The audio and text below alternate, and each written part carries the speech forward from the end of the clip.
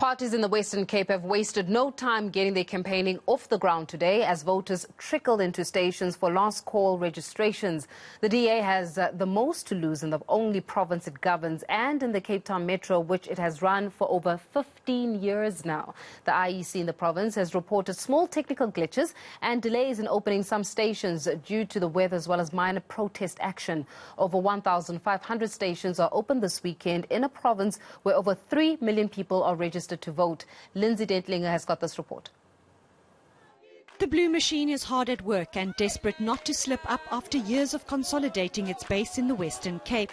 There's a lot more to be done here, particularly on infrastructure. There's been a lot of people coming into the Western Cape to access opportunity, to access services and find a better life for themselves and their family, and that's put a lot of pressure on the infrastructure here.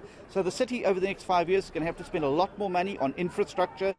But Cape Town's former mayor and once again the leader of her own party, Patricia de Lille, is undeterred. She's turning to her old stomping ground of Mitchell's Plain to try to encourage young people to vote and obtain at least 20% of the vote in the city. They need to become part of the struggle today, because they are going to take over from us. They are going to inherit this country from us. So they must become involved. So it's just getting them involved that is the problem.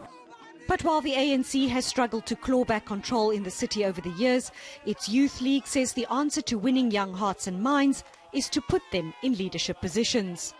We are going to revive the ANC. We are encouraged that in the city of Cape Town, no less than 12 young people have been deployed by the ANC. When we say young people, these are young people below the age of 35, award candidates. One South Africa leader, Musi Maimane, meanwhile, is advocating for voters to put their trust in independent candidates to give communities the voice they deserve, fielding 25 candidates in the Cape Town Metro. Just because you have an outweighed size coming into council doesn't mean your influence is any less.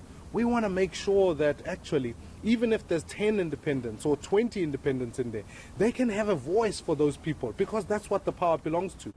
The IEC says it's overcome technical teething problems as it introduces new devices to capture voters' details.